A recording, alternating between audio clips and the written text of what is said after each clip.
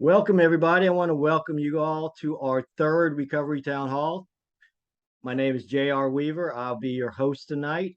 And tonight we have a very special guest, Judge Irv Condon. And a few ground rules before we start. Hold on. I'm gonna try to get everyone everyone time to ask the judge a question. Please allow the judge 5 minutes to answer. And let's be courteous and respect his time. And let's get this thing started. I am a graduate of Charleston County Drug Court in March of 2019. So I've got to stand in front of Judge Condon a few times during that time. And I am grateful that he is the man that he is. I mean, without drug court, I probably would not be where I am today. So I'm going to throw him some easy questions to open it up. So, Judge Condon, are there any future plans on expanding the role of specialty courts, such as mental health, veterans court, or drug courts in the area? And is there a maximum amount of participants that are currently allowed to be in the program? We're trying to expand them as best we can. There is no limit to the number of participants we can handle. Our constraints are based on how many counselors we have. And so we got a courthouse, got a courtroom, we got a judge, we got bailiffs and security.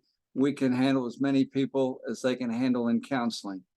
Currently, we have an opening in our drug court for a counselor, and it's been hard to find counselors. We are down a counselor for about 9 months, and we're trying to add one. So each counselor should be handling probably 20 or 25 participants. Our counselor now is up to about 40, above 40, almost 50, and she's getting help from the supervisor. But no, we've got all the infrastructure in place. It's just limited by how many counselors we have, and the more counselors we have, the more participants we can have, because we've got the court, we got the building, we got everything else in place. It's just a matter. We have seen, the numbers have stayed about the same for the 3 programs for drug court. We're probably about 45. Veterans court, we're trying to get more participants there. Just below 10 there. And then mental health court, we're at 12 right now. So we're just trying to get more participants there. The one area that I would say we're definitely trying to improve upon is to get people to go to treatment voluntarily. And they can do that at the Charleston Center or Charleston Dorchester Mental Health. And then the other is through our involuntary commitment process. If they won't get help, we have civil commitments, and we do about 1,800 of those cases a year, and that's where we're trying to improve upon the monitoring of those. We're using the techniques from drug court on our civil commitments, trying to have them come back to court and make sure they're doing okay. But right now there's no limit on who we can take. We just need more counselors. Okay, I have a follow-up question to that. Sure. I'm a big firm believer in treatment over incarceration, and I was reading your bio earlier about when you were first elected in the 90s and you implemented the drug court. Did you face a lot of resistance with getting that program started back then? I did at the beginning by probably the most important person, which was the prosecutor at that time. It's not the current prosecutor. I went down to Miami. Judge Stanley Goldstein started the first drug court. He was a Brooklyn cop turned lawyer turned judge. I went down to Miami and saw his program, and they're very good at getting people in quickly. In fact, they had somebody that was arrested Saturday night and got in the program on Monday. And they actually had somebody from South Carolina that got arrested. They told us to take him back with them, but he was down there in Miami. But Judge Goldstein was instrumental in helping us come up here. I had him come up, and we had to convince our prosecutor that drug court was not soft on crime. And that was the issue. It was too soft. No, it's very hard. It's very difficult. And we're just trying to save lives and change people's behavior, not through sanctions, but primarily through incentives. But so I did have some pushback. There's a tape that I'd have you go look at of Dateline, the TV show that interviews Judge Stanley Goldstein. And I showed that to our county council. And after they saw that tape, they were convinced to fund drug court. And I'm always thankful to, he's passed away about 5 years ago, but always thankful to, he's sort of the father of drug court, thankful to Judge Goldstein for coming up and helping us. And then I went out for mental health court. I went out to Seattle and brought that back. Seattle had a civil commitment patient that killed an off-duty fireman after a Mariners baseball game. And so then they took the tools of drug court from South Florida and applied those to mental health court. And that's what I brought back and started the mental health court. Veterans Treatment Court was actually started up in Buffalo, and I knew Judge Russell from our trainings. He was not a veteran, but he started the first Veterans Treatment Court, and he still helps us to this day. But our Veterans Treatment Court, we've got a judge that is a veteran. Yeah, absolutely. I'm a mentor for Veterans Treatment Court. Appreciate that. Any thoughts on adding past graduates as mentors for drug court? I mean, because I think that would really help, fill in a lot of the gaps with the participants. I mean, it give them someone to talk to, outside of the legal hat, and it'll probably help them stay sober once they graduate too. I know my guys that I've mentored through Veterans Treatment Court, they are still sober today, and we still stay in contact. Well, that's great. Yeah, that's what we want to do. We want to have mentors in every one of our programs. As far as past graduates, the National Drug Court Institute generally wants the graduate to be out generally a year clean and sober before they come back and mentor a participant. There's usually some time period in it. Yeah, but we're all for that. And that's the beauty of Veterans Treatment Court, having that mentor help the individual. We do have sponsors in drug court, but you're right, adding a mentor would be beneficial. Any thoughts on adding outside agencies? I know when a participant has a serious sanction, that we send them to Charleston County for the DEOTIS. And it's tough because, they might be in there for 4 months, 6 months, 8 months, like, some of our past people.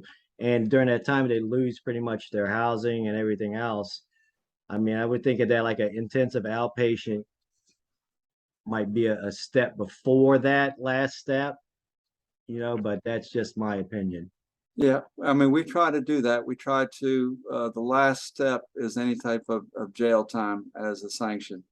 We are limited in our treatment options, and the peer recovery program, the treatment program in the jail is just one of those. We try to use that as very much a last resort.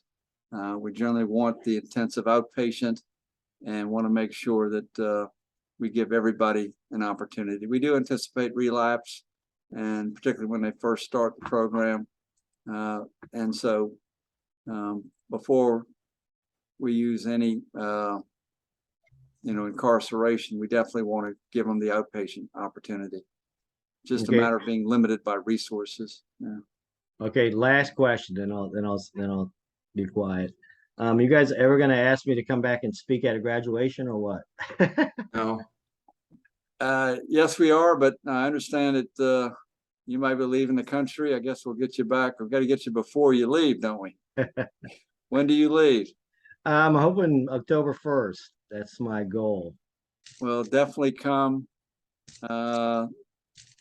Let's see, tomorrow, But come, I'll be back. next- I'll be back every 90 days. I think I have to leave the country every 90 days. Oh, you do?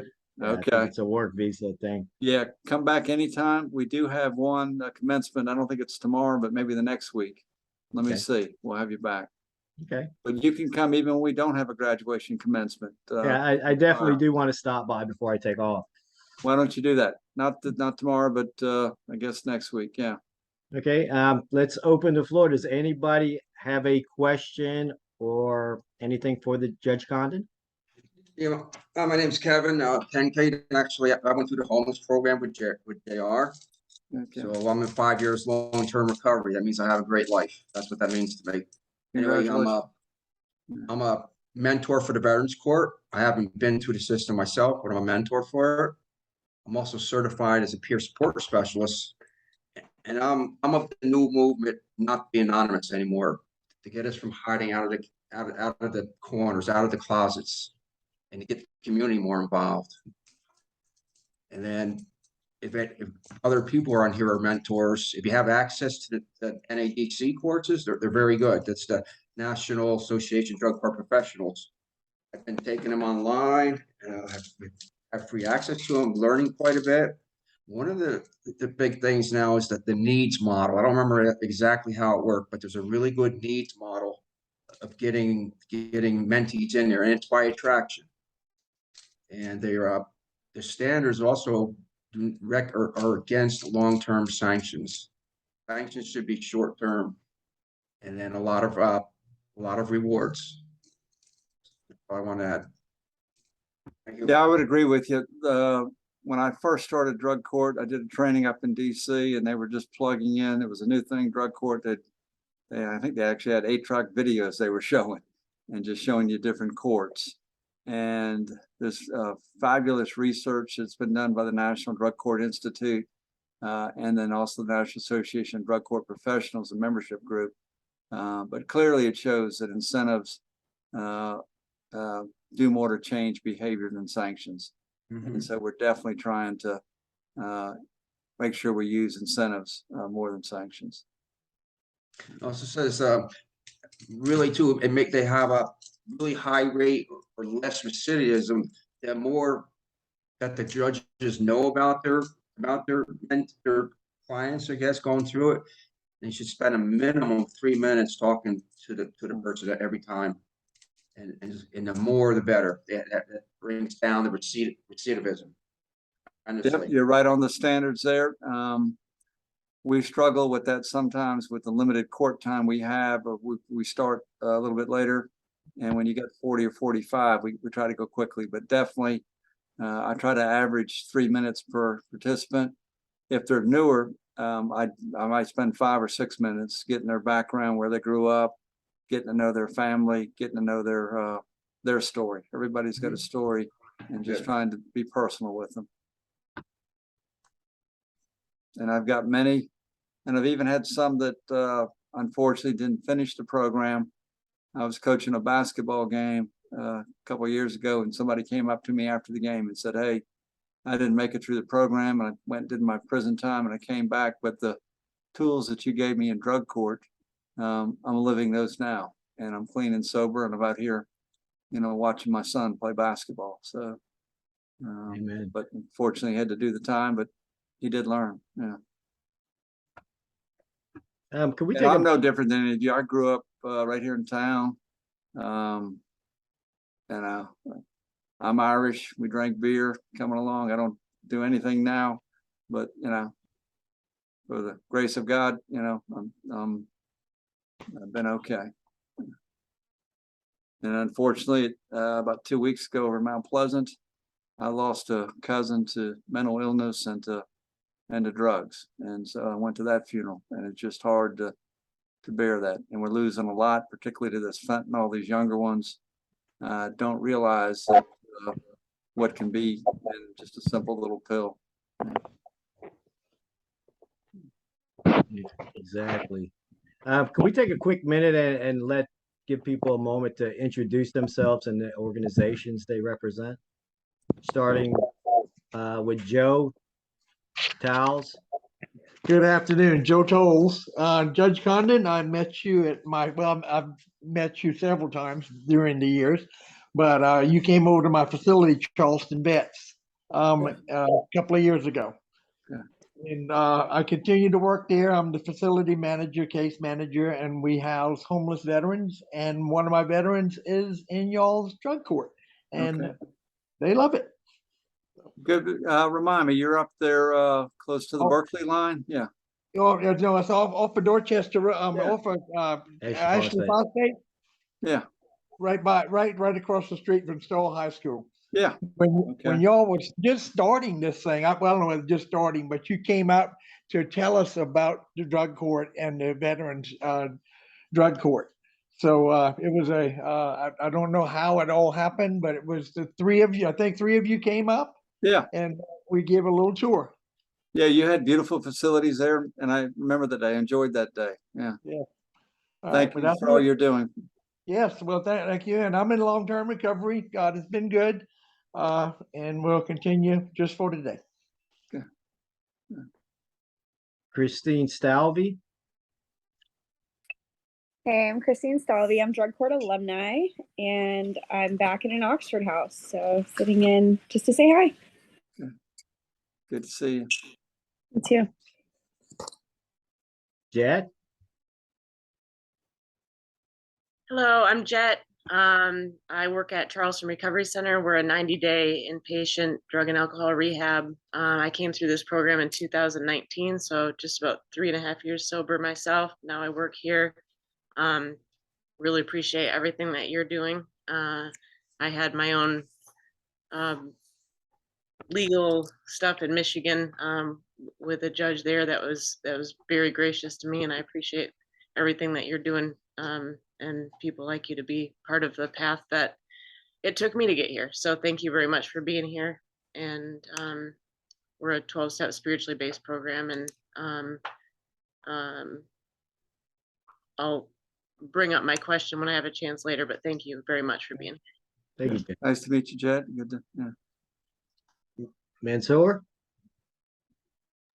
Hello, Judge. My name is Mansoor Sandhu. I'm the CEO of Transcendence Treatment Center. We are an outpatient center that opened up last year. And when the examiner did their autopsy, they found fentanyl in his system. And I just want to say thank you for listening and all your work in the addiction field. Thank you. Thank you. Thank you for the work you're doing. Thank you. Justin.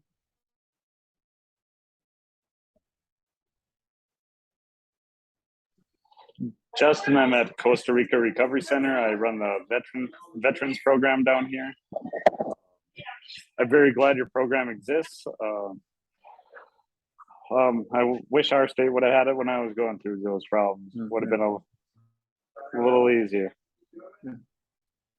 Well, thank you for what you're doing. And I guess, Jerry, is that where you're going to go down and join him? Yes, sir. Okay. And I just got a text from my sister and my brother-in-law. They're headed down to Costa Rica. So if they get in trouble, Justin, I'll be calling you. Yeah, tell them to come find me. Kevin 10K.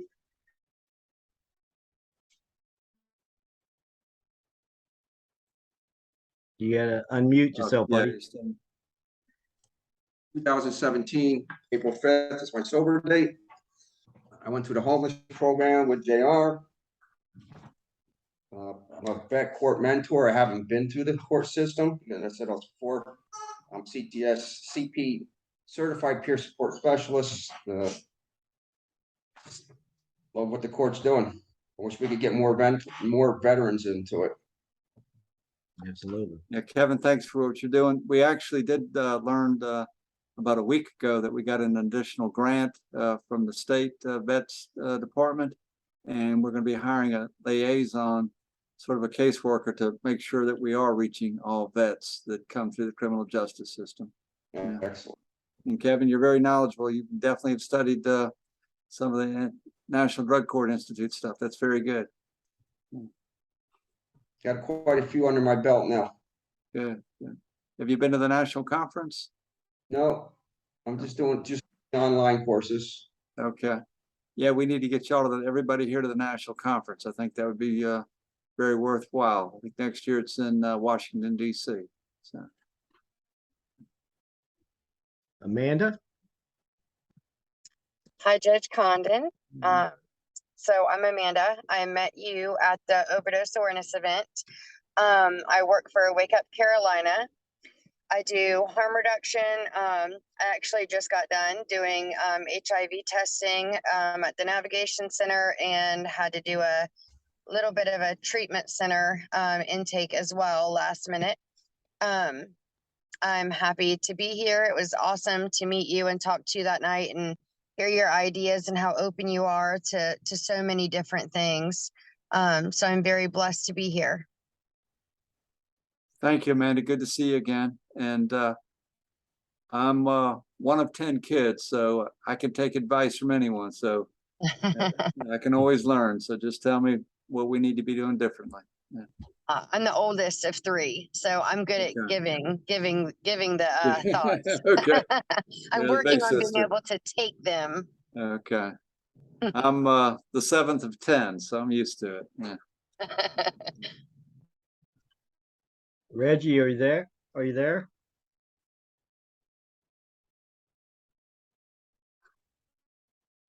You might have walked away. Reggie's part of Veterans Treatment Court. I think he's a Navy veteran. He's Air Force. He was E9 in the Air Force, the top highest you can go and enlisted. I'm gonna text him, see if we can get him on. Okay. Let's open it up for questions. Jet, did you have something you wanted to ask the judge? Yes, again, I'm Jet.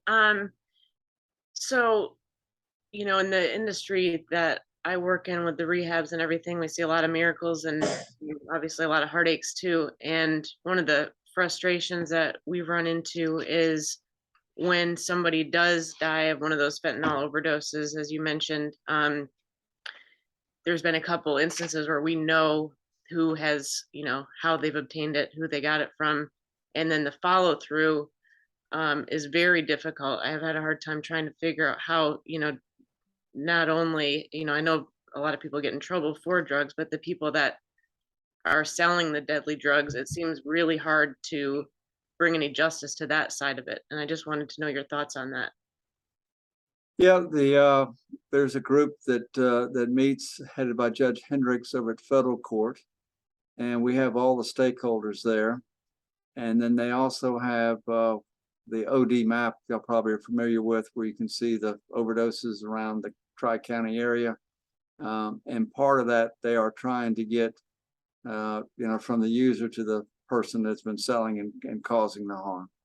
And so I know there's state and federal officials trying to track that down and stop it before someone else gets hurt.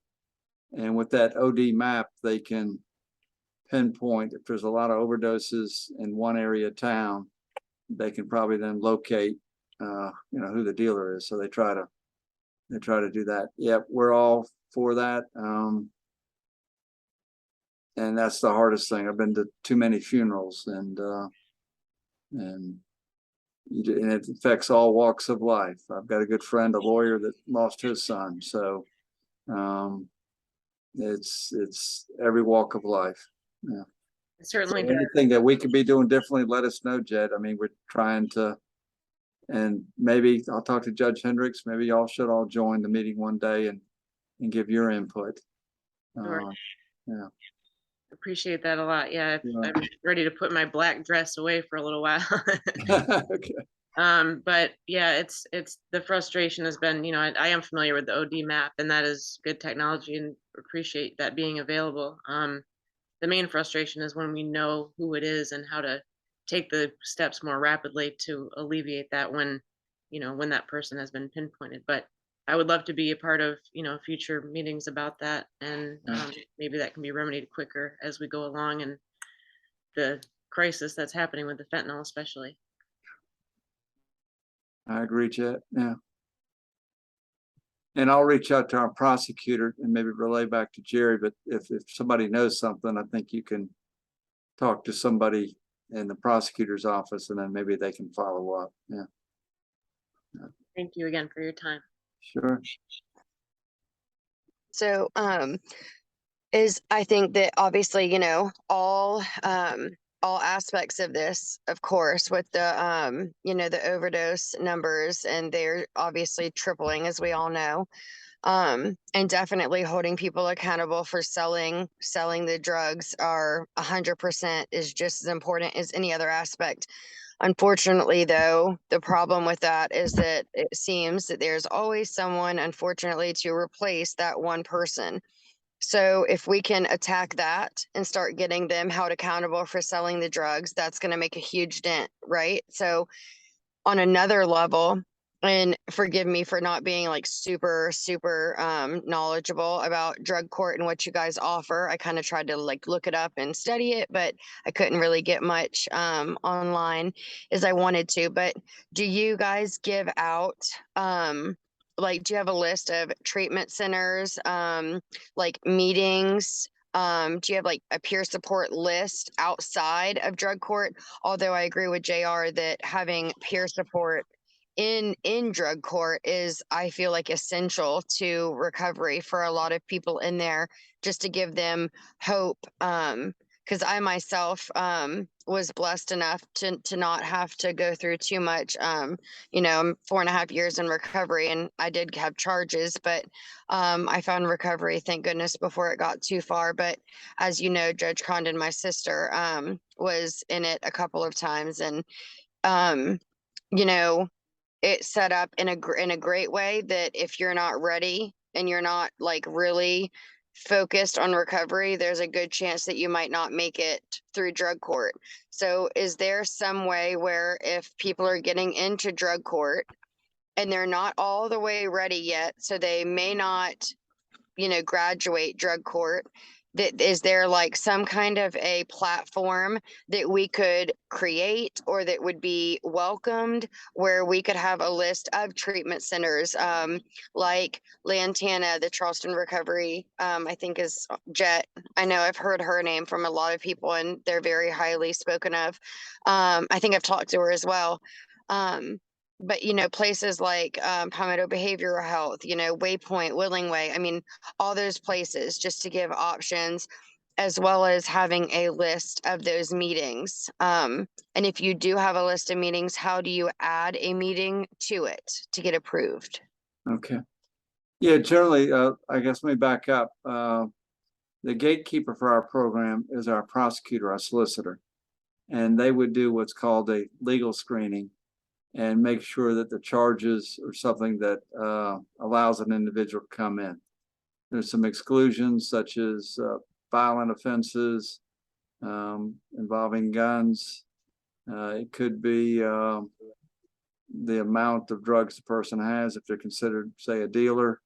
It could be domestic violence. So there are some exclusions.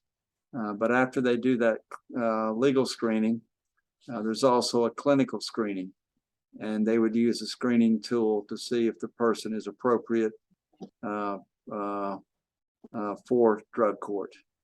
And many times, well, sometimes the legal screening comes after the clinical screening, and then even after the clinical screening, there'll be a more further in-depth assessment done and figure out what level of care is best for that individual. And we try to tailor the level of care to what the individual needs. And then they move through phases. Nationally, it's generally 5 phases. The first phase, 30, 60, maybe 90 days at most, but it's generally a year-plus program. And therapeutic responses can be different than the court responses. So we want to put the level of care where the individual is. Currently, we work with the Charleston Center. Over time, we've worked with different agencies, but Charleston Center is our local alcohol and drug, and they provide the counselors. Our testing is at Lowcountry testing up there on Montague. They are required in drug court to get a sponsor. They are required to do meetings each week, and they are required to do the counseling sessions. We give them time. Depending on the individual, we want them in a sober living environment. We also want them to further their education or their career, and at some point in time, they've got to get a job. And so we're trying to balance keeping them busy, but not overloading them. And that's where you gotta kind of weigh the two. And we rely a good bit on our counselor to let us know. Some individuals can handle more, some others need a little bit of time. We anticipate and expect relapse. We don't want that, but we expect that. And then we use what we would call graduated sanctions. It may start off with an essay. It may start off with community service. Any type of jail would be the last option. We are always worried about individuals that are testing positive. We believe the jail is a safe place, but we know that's not always the case. There's drugs in jail. Our one long-term inpatient facility is our jail with that peer program. And many times from a public safety issue, our prosecutor is going to require that it be a lockdown facility. And many of our treatment facilities are not. And so if somebody can walk out, they may not authorize that.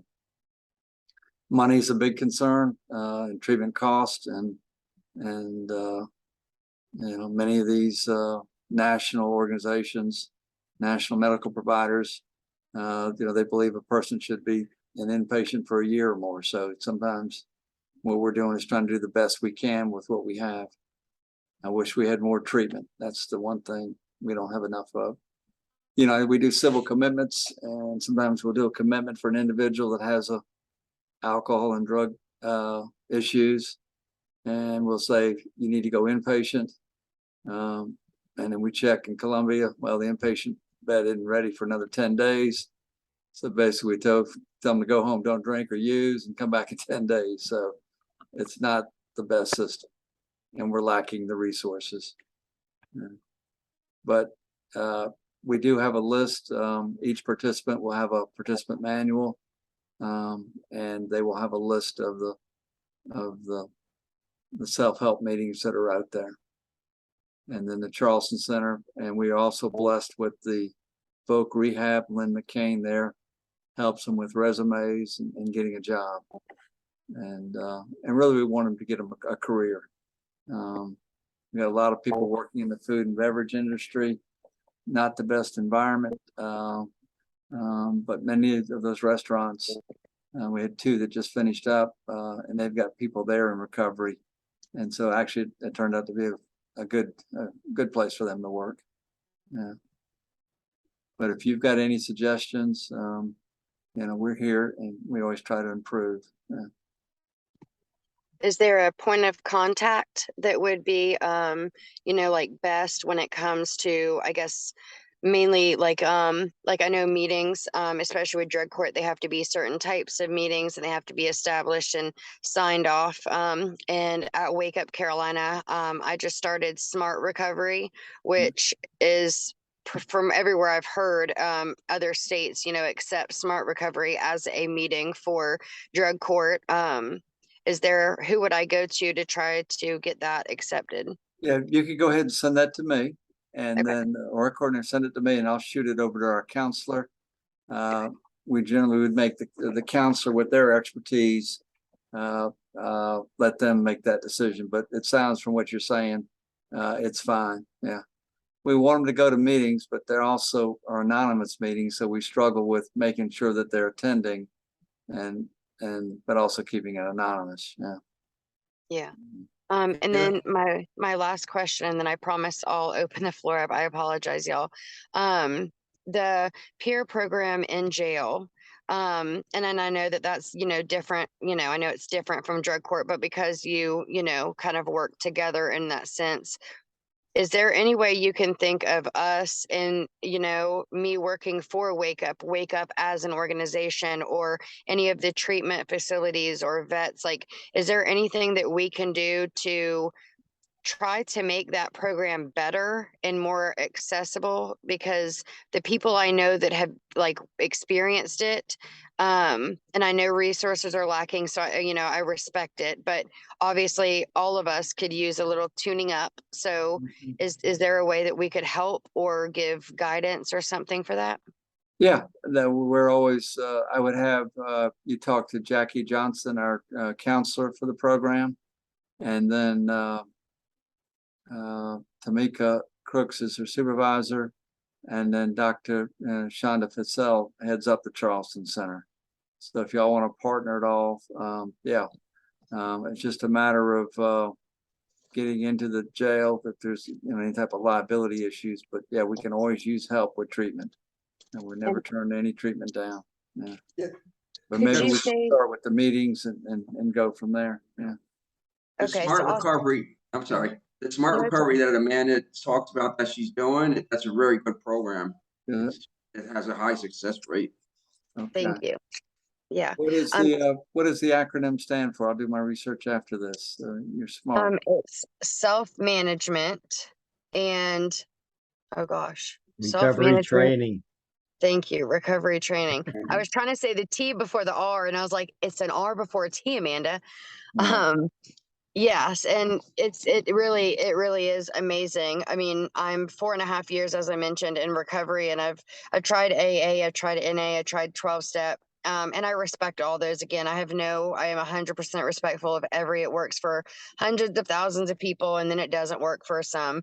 And I was one those just did not work for.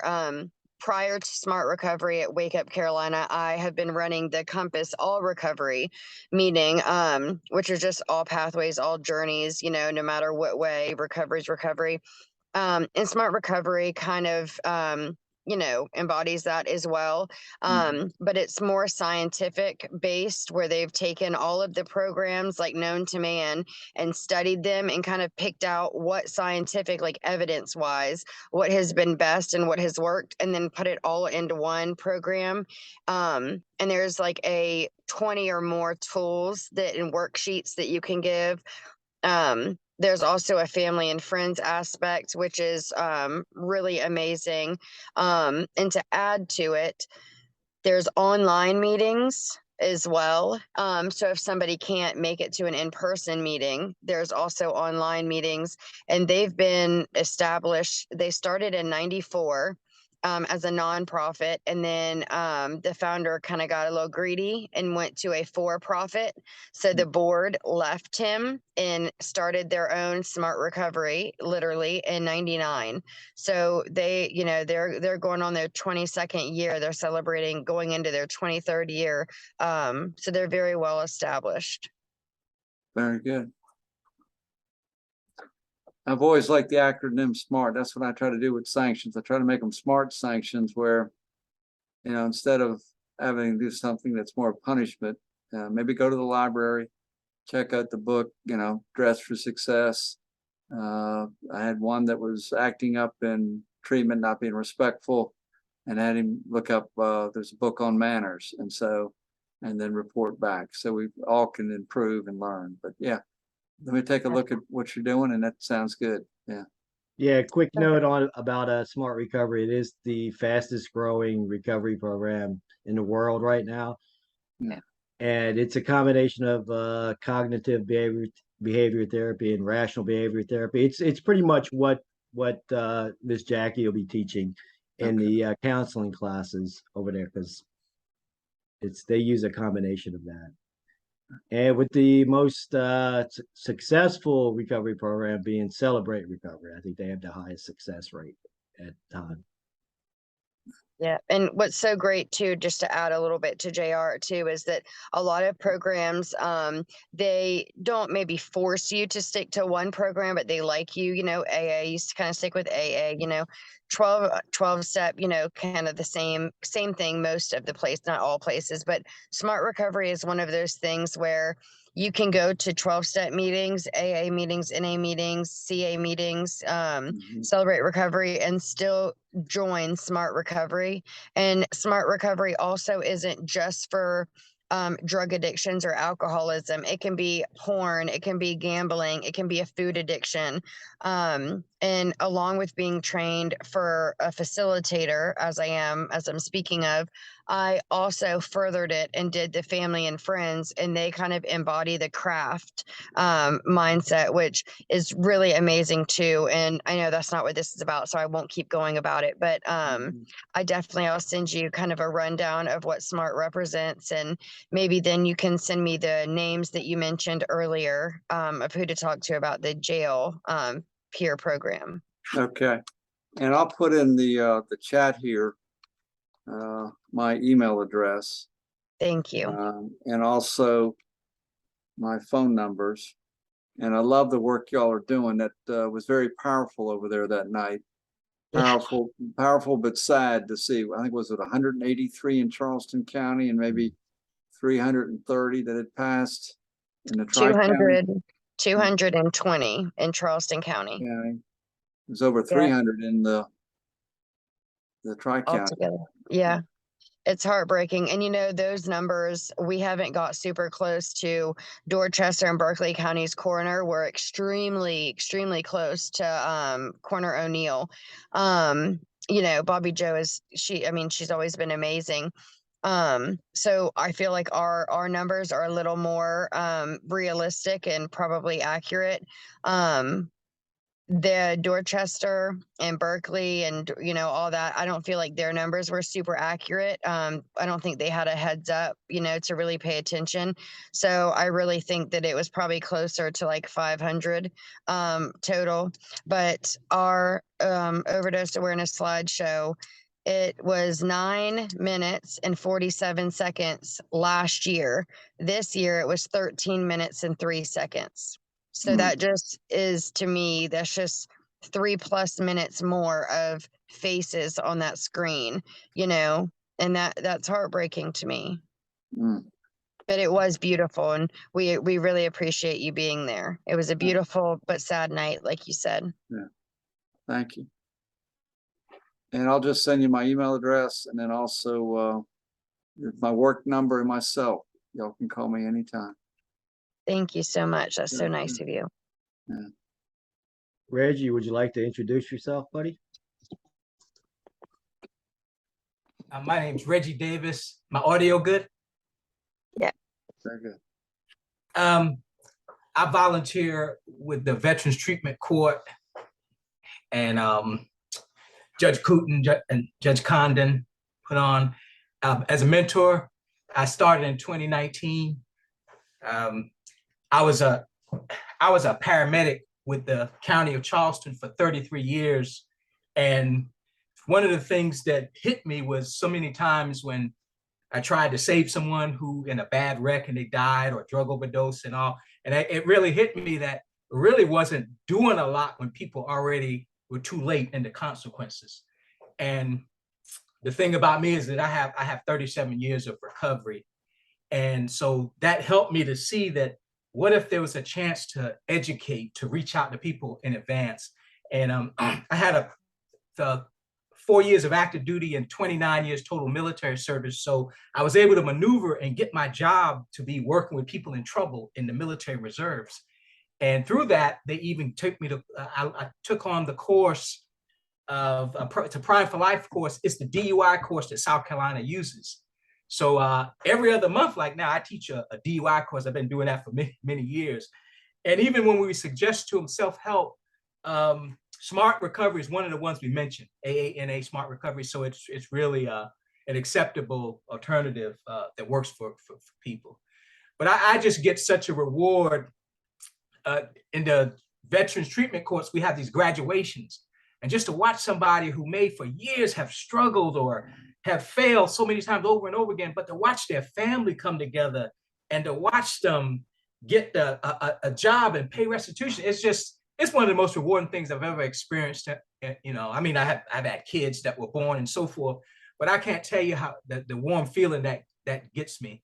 Not everybody makes it. some fall down and have to come back again. But I'm just so honored that it's been the forum I've been able to give back. I don't know what Judge Condon expressed early on when he introduced himself, but for years, when I used to read about this drug treatment court, I always wanted to ask him, why did he start doing that? Because I came to the county in '83, and I don't think it was the '90s or whenever you started it. But I don't know if you answered that, sir. But I always wanted to ask you, why did you it's like you had a passion for it. I was saying, is he one of us or what? I'm one of you. I grew up around alcohol, and my dad had issues. But I just wanted to help people. And there's no reason to house people in a prison when they can be productive citizens. And I heard about this thing called drug court, and I went down to Miami and saw Judge Goldstein. I even took him to lunch. And the funny thing is, when I took him to lunch, guess who called me right away? My credit card company. I was in a bad neighborhood down there by the jail and everything. But I was so moved. Reggie, y'all doing a great work there. I appreciate your work. We got to give you more support. We got you enough parking passes, and you don't have to be buying your shirts. We need to buy you a shirt. Do you have your logo shirt on there? We got to see that. Oh, fantastic. Okay. And we got a 501c3, and we need to get your support. My parking garage guy only doles out parking passes, but hopefully you got enough. If not, I'll leave with some with Judge Condon. But I really appreciate the work that you're doing. Yeah. Thank you much, sir. Yeah. Nope. Those commencements, when you go to them, I still cry at them when somebody is finishing up, and to see them reconnect with their parents, to have a sober baby. It's moving. Definitely is moving. Definitely makes it all worthwhile. One of the ones I had, I should send you a picture, is we had Brian graduate probably 10 years ago. What house would you not break into in the city of Charleston? Guess what house he broke into? Not the mayor's. Mayor's. Not the mayor's. He'd be safe with the mayor. I don't think the mayor has a gun. The He police would have a chief. gun. He broke into Chief Mullen's house, if you can believe that. Fortunately, the chief was not home. And Brian is still alive. The chief supported the program, and Brian finished up. But I got a picture of him with a check paying the chief back for what he had stolen. He stole his golf clubs and some jewelry, and Chief Mullen is now the police chief up at Clemson and South and in the upstate there. But yeah, but it was great to see law enforcement in that case there. Chief Mullen embraced the program and allow Brian to come through it. Yeah. Do we have any further questions for Judge Condon?